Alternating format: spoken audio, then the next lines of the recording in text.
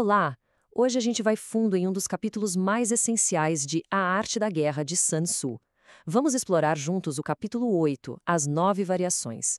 E olha, esse capítulo é um verdadeiro manual sobre flexibilidade, sobre como tomar decisões e, o mais importante de tudo, sobre a psicologia por trás da liderança. Vamos nessa? Sun Tzu já começa quebrando tudo, com uma ideia que parece o contrário do que a gente espera. Porque pensa bem, a maioria de nós acha que estratégia é sobre o que fazer, certo? Mas ele vira o jogo e diz que a verdadeira sabedoria está em saber o que não fazer. Não é sobre seguir um plano cegamente, sabe? É ter a malícia de entender quando é hora de quebrar as regras, de dar um passo para trás. E isso nos joga direto no primeiro grande tema daqui, a arte da abstenção. Ser um mestre da estratégia não é sair por aí lutando todas as batalhas de jeito nenhum. É, na verdade, sacar quais brigas simplesmente não valem a pena. É ter aquela disciplina, sabe? De não entrar numa fria, de evitar ações que levam a um beco sem saída, mesmo que, ali no calor do momento, pareça a coisa mais certa a se fazer. E aí, Sun Tzu nos dá 5 exemplos bem claros de quando não fazer nada é a melhor coisa a fazer. Mas isso aqui não é para ser uma lista de regras engessada, tá? É mais um jeito de pensar. Cada um desses pontos, desde não usar certas estradas até desobedecer uma ordem que veio de longe, reforça uma ideia central. O general que está lá no campo, vendo o que está acontecendo de verdade, precisa ter autonomia para se adaptar. Porque vamos combinar, a realidade sempre atropela o plano que foi feito no papel. Beleza, mas aí fica a pergunta, né? Como é que um líder sabe a hora certa de agir e a hora de ficar quieto? É aí que Sun Tzu nos leva do o que fazer pro como pensar. E a resposta não é sorte, não, é cálculo. É um processo bem pensado. E é essa mentalidade estratégica que a gente vai desvendar agora. E aqui está o segredo da coisa toda. Cada decisão, cada movimento tem que ser pesado numa balança. De um lado, o que se pode ganhar. Do outro, o que se pode perder. Um líder de verdade nunca vai olhar só para o prêmio. A análise do que pode dar errado, nossa, isso é tão importante quanto, se não for até mais.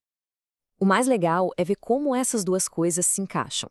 Quando a gente pensa no que pode ganhar, a cabeça abre, né? Surgem novas ideias, a ação ganha força.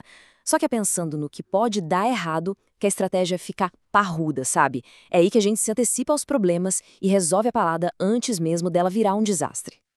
E então o Sun Tzu nos entrega uma regra de ouro para qualquer operação. O foco nunca pode ser na fraqueza do outro, tem que ser na sua própria força. Ficar esperando o adversário dar um mole é contar com a sorte. Agora, construir uma posição que ninguém consegue atacar, isso sim é estratégia. Isso é preparação de verdade. E essa frase resume isso perfeitamente. A questão não é ficar torcendo para o inimigo não vir para cima. É estar tão, mas tão preparado que se ele vier, tanto faz. O ataque dele não vai fazer nem cócegas. Ser invencível não é não ter nenhuma ameaça por perto. É ter a capacidade de anular qualquer uma que apareça na sua frente. E é com essa ideia de preparação que a gente entra na parte, para mim, mais incrível e talvez a mais importante do capítulo, a parte psicológica. Depois de falar de tática, de preparação, Sun Tzu olha para dentro. Ele vai falar sobre os defeitos de caráter que podem simplesmente destruir o melhor plano do mundo. São as falhas internas que derrubam um líder. Pensa um pouco nisso. A gente não está falando de falta de recursos ou de um inimigo mais forte, não. O papo aqui é sobre falhas de personalidade. Quais são aquelas características que deixam um general ou qualquer líder vulnerável à manipulação, vulnerável à derrota? Sun Tzu mapeia 5 riscos que são fatais. E o mais doido é que todos eles são, na verdade, virtudes que passaram do ponto. A coragem vira uma imprudência que pode levar à morte. A cautela para preservar a vida se transforma em covardia. E aí, podem te capturar.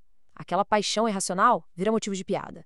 O excesso de honra vira um ponto fraco para te desonrar e até a compaixão, quando é demais, pode ser usada para te perturbar, para te tirar do eixo. A lição é muito clara. Qualquer traço de caráter sem equilíbrio vira uma fraqueza que o inimigo inteligente vai explorar. Então, o resumo da ópera é o seguinte: a batalha mais pesada não acontece lá fora, no campo de batalha. Acontece dentro da cabeça do líder. O maior adversário não é o outro exército. São as próprias falhas, as próprias tendências psicológicas. Dominar a si mesmo, essa é a condição número 1 para dominar qualquer situação. E a gente termina com uma pergunta para a gente pensar. Sun Tzu estava escrevendo sobre generais e exércitos, mas esse ensinamento, fala sério, serve para tudo na vida. Nas nossas carreiras, nos projetos, nos desafios do dia a dia. Onde é que a nossa batalha mais importante acontece de verdade? A resposta, como o Sun Tzu dá dica, talvez esteja bem mais perto do que a gente imagina.